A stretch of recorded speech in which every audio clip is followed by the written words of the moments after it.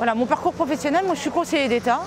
Je suis rentrée au Conseil d'État en 1989 et j'ai un parcours à la fois dans le secteur public et dans le secteur privé. Dans le secteur privé parce que j'étais directeur délégué de Picard-sur-Gelée pendant 5 ans, puis après dans un fonds d'investissement. Et parcours public, je me suis occupée des chambres de commerce et maintenant je dirige la Fédération des sociétés d'HLM, 277 sociétés qui construisent 2 millions de logements sociaux en France. Je suis élue de Boulogne-Billancourt depuis 1995. J'ai été maire adjointe pendant 13 ans, en charge de l'urbanisme et des grands projets. On me doit notamment la réalisation du centre-ville, des cinémas, la galerie commerciale, mais aussi la création du TCBB, de l'école Maître Jacques et de toutes les relations avec la ville de Paris concernant le Parc des Princes.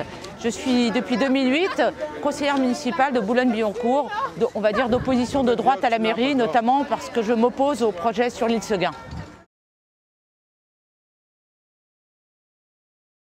Le 7 mai, au lendemain de la défaite de Nicolas Sarkozy, alors que la France connaît une des crises les plus graves depuis 1929, je me suis dit que c'était vraiment de mon devoir d'être candidate. Nous devons apporter des solutions à la crise, nous devons envoyer à l'Assemblée nationale des candidats courageux qui vont pouvoir participer au redressement de la France. Moi j'ai un programme, c'est ce qui figure dans le tract que je diffuse en ce moment sur les marchés et dans les rues de Boulogne, un programme pour relancer la compétitivité des entreprises, un programme pour essayer de résoudre la crise. Alors évidemment je n'ai pas une boule de cristal, je ne serai pas seule responsable de la lutte contre la crise, mais pour améliorer la gouvernance de la zone euro, il faut des députés avec des programmes. Les Français sont particulièrement inquiets, le chômage augmente, il viendrait augmenter pour le 6e mois consécutif. On ne peut pas se continuer d'envoyer des députés bricoleurs à l'Assemblée.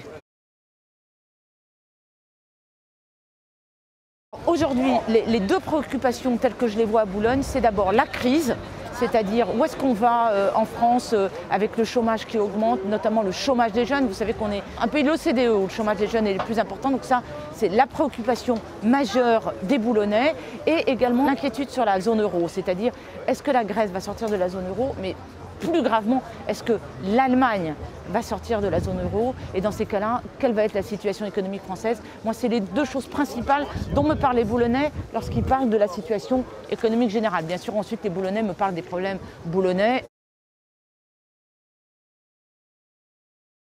L'Alliance centriste, c'est un parti créé en 2009 par Jean Arthuis pour succéder à l'UDF, l'UDF ayant disparu du fait de la création par François Bayrou du MoDem, qu'il a ensuite décidé, comme vous le savez, d'arrimer à gauche. Donc l'Alliance centriste, c'est un parti clairement de centre-droit, surtout européen, surtout modéré et surtout libéral sur le plan économique, mais qui est de centre-droit, c'est-à-dire que j'appelle le deuxième pilier en fait, de la majorité sortante. Pour moi, le métier de député, c'est un métier unique, c'est-à-dire un député ne doit pas cumuler avec une autre fonction. Pourquoi ?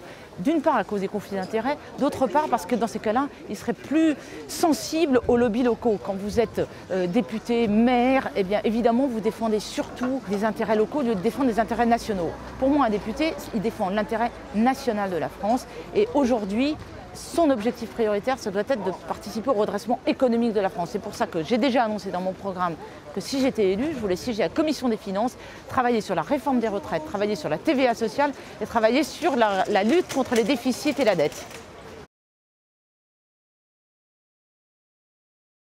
Chaque député va compter. Pour les 49% qui ont voté pour Nicolas Sarkozy, il est particulièrement important de gagner cette bataille législative. Et pour gagner cette bataille législative, il faut y envoyer des candidats courageux et combatifs qui seront ensuite des députés courageux et combatifs qui pourront lutter contre la politique puisque, comme vous le savez, la gauche a la présidence de la République et le Sénat. Et il est donc particulièrement important d'y envoyer une majorité de droite, mais aussi des députés qui vont se battre pour nos idées de droite et du centre. Alors moi, j'essaie d'avoir fait un programme essentiellement fondé sur les questions économiques et sur les questions européennes.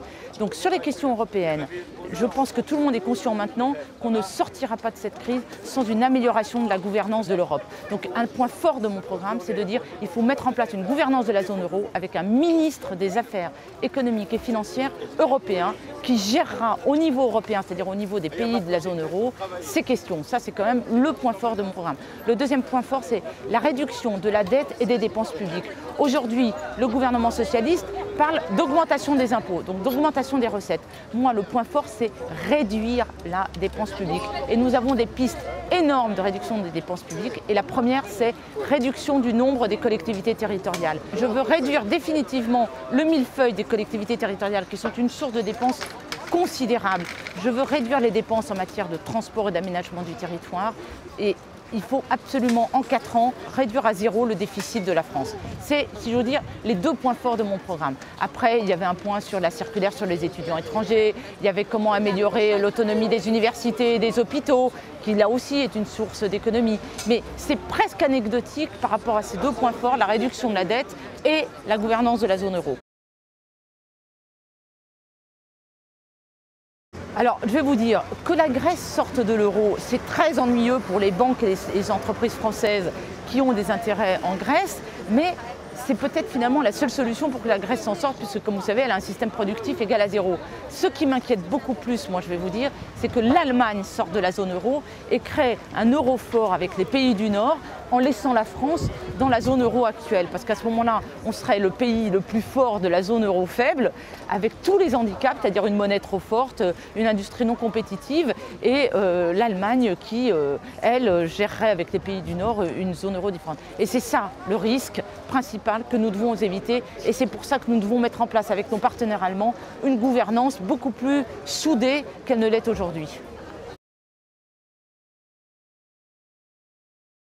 Oui, alors la France peut créer des emplois, mais si elle devient compétitive. Et pour qu'elle redevienne compétitive, il faut prioritairement qu'elle diminue son coût du travail et que donc nous allégions les charges qui pèsent aujourd'hui sur le travail. Une seule solution pour parvenir à cette compétitivité, c'est de mettre en place une TVA sociale. J'ai bien conscience que ce n'est pas une mesure très populaire, mais moi je ne suis pas démagogique, donc je ne propose pas toujours des mesures populaires. La TVA sociale, c'est quoi? C'est de faire supporter les charges famille et santé qui aujourd'hui pèsent sur le coût du travail, par les faire porter par la TVA, donc par tout le monde, puisque tout le monde paye la TVA. Ça permettra d'alléger au moins de 3 points ou 4 points même le coût du travail, et c'est à cette condition que la France peut retrouver une certaine compétitivité.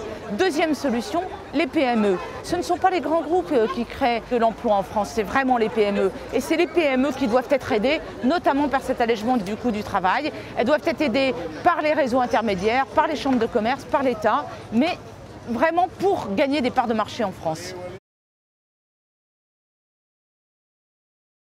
Écoutez, là, il faudrait vraiment une boule de cristal, c'est très difficile de savoir si on va sortir de la crise. Il faut qu'on essaie de mettre des outils pour aider la France à sortir de la crise. Je vous l'ai dit, c'est la question de la monnaie, la question des charges sociales, la question de la compétitivité. Ensuite, il faut que les marchés soient créés, il faut que l'innovation soit créée. On parle du crédit d'impôt recherche, mais en fait, le crédit d'impôt recherche n'est pas suffisant. Il faut soutenir les politiques d'innovation en France. Si vous allez sur mon blog, il y a un exemple très particulier du petit tricycle rouge, qui est le petit tricycle français qui est devenu numéro 1 du jouet au Japon, mais il est devenu numéro 1 du jouet grâce à l'innovation, grâce à la solidité. Donc maintenant, par rapport à toutes les importations chinoises, etc., on doit se battre sur la qualité, l'innovation et le coût. Je compte effectivement être un député particulièrement en relais avec les députés. Je ferai des comptes rendus de mandat, je ferai des permanences, etc. J'expliquerai aux Boulonnais ce que je compte défendre à l'Assemblée nationale. Alors, ce ne sera pas évidemment des questions de propreté de la ville, etc. Mais ça pourrait être des questions de place en crèche, par exemple les crèches d'entreprise, les nouveaux systèmes de garde d'enfants. Ça préoccupe les Boulonnaises qui travaillent beaucoup. On a une population de femmes très importante qui travaillent à Boulogne. Ce sera les questions du Grand Paris, de l'aménagement, des transports. Ça, il s'agira d'une loi, donc ce sera vraiment le rôle du député. Ce sera les réformes fiscales, ça touche tous les Boulonnais. Donc vous voyez, il y a beaucoup de sujets nationaux qui touchent directement les Boulonnais. Et oui, ça, j'en rendrai compte très régulièrement. Si je suis élue le 17 juin, mes 2 combats prioritaires seront la loi de finances rectificative de juillet et la loi sur la réforme des retraites.